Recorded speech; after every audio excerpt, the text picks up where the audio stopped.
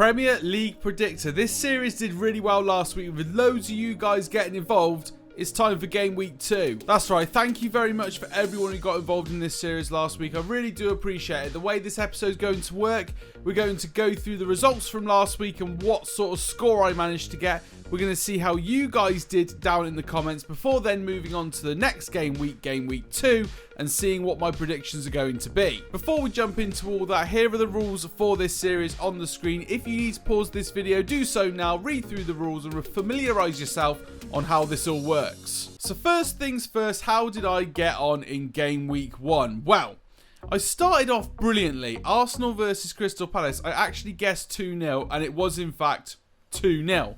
But that got me 5 points, which is absolutely brilliant. And then after that, it just goes downhill from there, basically. I guessed 3-1 to Liverpool. Didn't even get the result there. Obviously, those guys drew. I went for 1-1 Aston Villa Bournemouth, and Bournemouth came away 2-0 winners there. I went for a win for Wolves against Leeds, and it was actually Leeds that beat Wolves 2-1. I went for a 2-1 win against Nottingham Forest. They did win 2-0, so I do get myself 1 point for the correct result. Spurs, I went 5-0 against Southampton. They actually won 4-1, I think it was, so I got a correct result there. Correct result for Chelsea versus Everton, I guessed 2-0, it was 2-1. Leicester versus Brentford, a correct result again there as well. It was actually 2-2 in that game, very decent game indeed. I went for a Manchester United win. Let's not talk about it because that didn't go my way at all. We lost that game against Brighton. And then I went for my upset in West Ham beating Man City. Realistically, I should have just gone for City win, and I probably would have got myself a bonus point there. But I managed to get a total of 9 in this game week, which brings up my season total to 9 as well. Let me know how you guys did in the comments. In fact, let's go and look at that now. Let's see what the subscribers did in last game week. So here are our subscriber results from last week. We had a couple of contentions at the bottom there. We got myself with 9 points, Hugo with 9 points. Ben has got a tragic 3 points last week. Third place goes to Steven with 10 points. He got 1 correct score and an additional 5 results correct. Second place we got Wilf, who got 12 points, 2 correct scores and 2 correct results in addition to that. But first is Jossel, who's absolutely aced this. 22 points, 4 correct scores. He guessed the score correctly on 4 different occasions and got additionally 2 other results correct as well. If you guys think you've got what it takes to make yourself on this leaderboard, all you've got to do is enter in your score predictions for this game week. Talking of which, let's head on to my predictions for game week 2. As I go through my predictions, make sure you're commenting yours. Make sure you do it before the first game between Villa and Everton kicks off this week so that you can be involved and get your name on the leaderboard with your results, should they be good enough. So here we are, game week 2. A lot of interesting fixtures this week, including the first Monday night game, which is nice to see. I'm going to start off by predicting Aston Villa versus Everton. Now, it's hard. It's very hard indeed. I don't know where to go with this because Aston Villa lost to Bournemouth, which is obviously a pretty tragic result. Everton had Chelsea, which was a hard opponent in the first place, but they actually played quite well. I'm going to go for an away win. We're going to go 1-0 to Everton in this game. I just think Villa are a little bit in trouble, if I'm honest with you. And Everton, they played well in the last match despite losing. So you know what? 1-0 Everton. Next up, we have Arsenal versus Leicester. In my opinion, Leicester are the one team this season that are in the most trouble out of the lot. Arsenal playing very well indeed. So, for me, this is only going to go one way. I think, personally, we're looking at a win for Arsenal. I'm going to go for a 3-1 Arsenal win. And I'm hoping Gabriel Jesus starts scoring some goals because he's in my fantasy football team. Next up, we have Brighton versus Newcastle. Now, Brighton and Newcastle both had good starts to the Premier League season last week, both getting wins. However, Brighton's was a little bit more impressive. They made Manchester United look feeble. And I mean feeble. It's a good thing that I don't do a review of the game week each week on this channel on a Monday because I was fuming at Manchester United.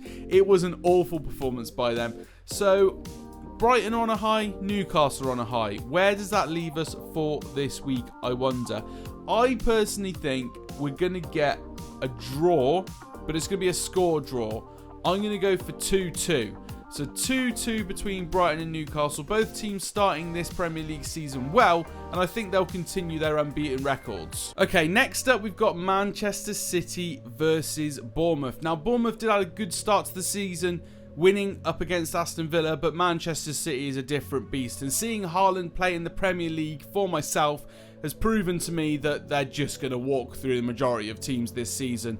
I'm going to go for a 3-0 win. I think Manchester City are just too strong. And their squad depth as well. Bringing on Phillips with 2 minutes to go is a complete joke. Like, that just shows their squad is on another level compared to others. And with these 5 substitution rule coming in, they're just going to steamroll through so many teams. So yeah, 3-0 for me. Next up, we have Southampton versus Leeds. Now, obviously Southampton came up against a very good Spurs team in the first game week, and they got destroyed.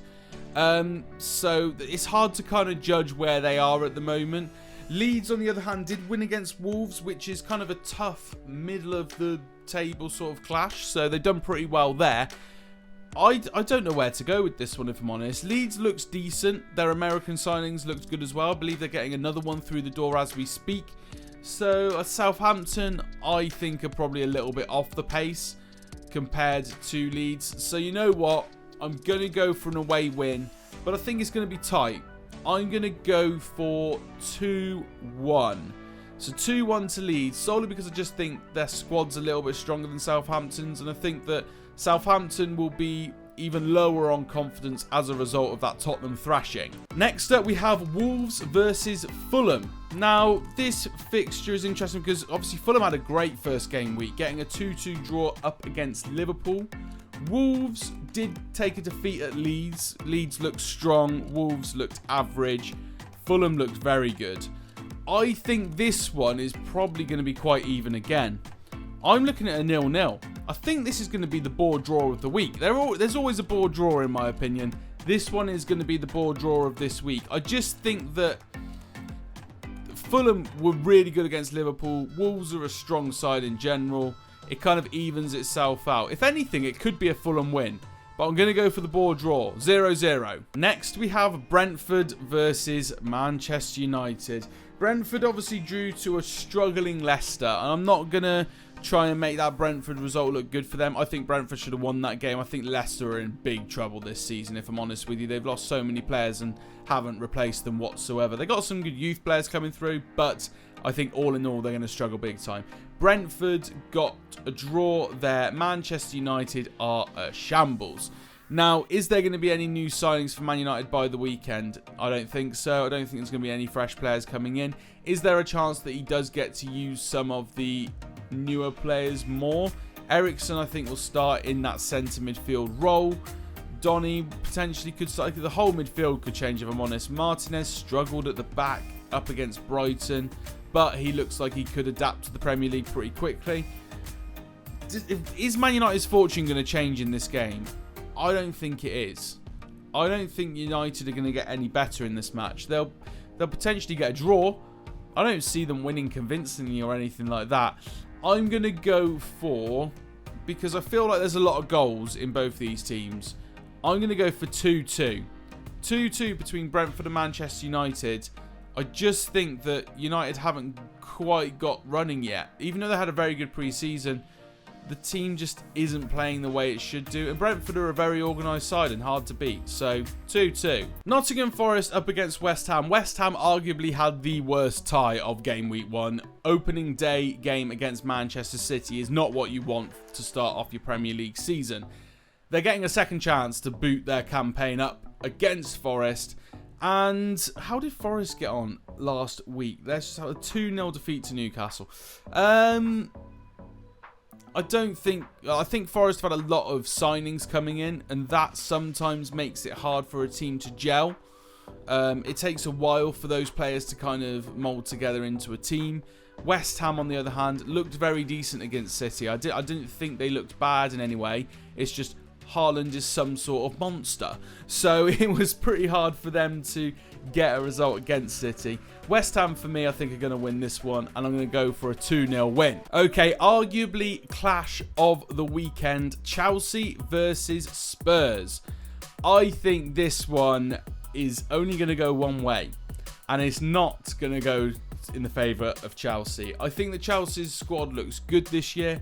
They still need to kind of maybe iron it out at the back a little bit. Spurs squad looks insane. Like the additions that they've made in Basuma in midfield is incredible. And up top they're looking particularly dangerous as well. Son's firing on all cylinders again. I just don't see anything other than a Spurs win here. But it's going to be close. It's going to be a high scoring game, I think. We're going to go for 3-2. So 3-2 to Spurs up against Chelsea. I think it's going to be high scoring because I just don't think either defence is quite as strong as the opposing attack. And for me, Chelsea just don't have the squad that Spurs have got. Spurs have definitely been the team to really step it up this pre-season and in this transfer market.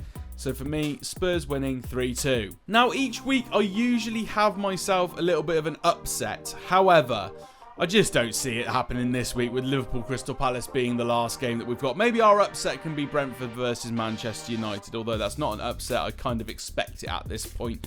Anyway, I'm going to go between Liverpool and Crystal Palace. I'm going to go for a Liverpool win because I just feel like, you know, the first week up against, who was it, Fulham, was just a little bit of a mismatch. It just didn't really work out for Liverpool.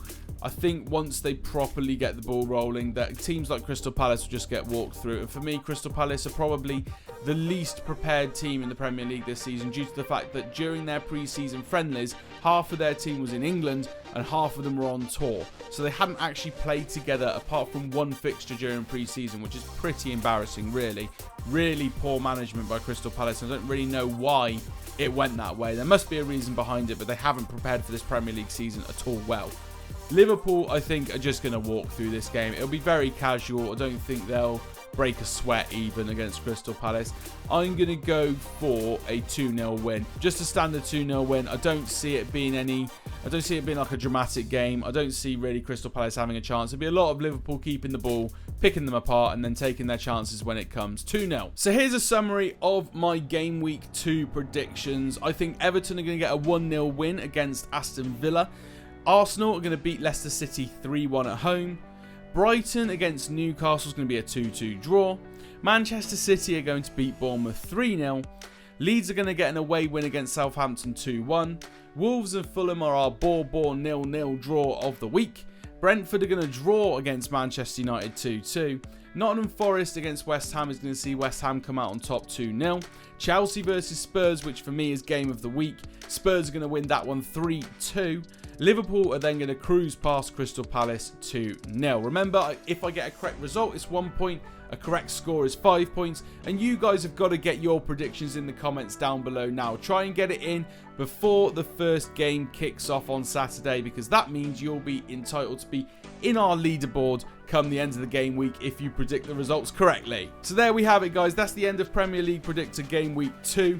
All of our predictions are in. Get yours in the comments down below right now to be in with a chance of being in our leaderboard next episode. Thank you to everyone that has supported this series so far, whether it be liking the video, watching the video, subscribing, or of course putting your predictions down below to be a part of this series. Thank you, everyone. The channel's really doing well at the moment. I really do appreciate it. Yeah, thank you very much for watching. Subscribe to the channel if you are new, and I'll see you in the next one.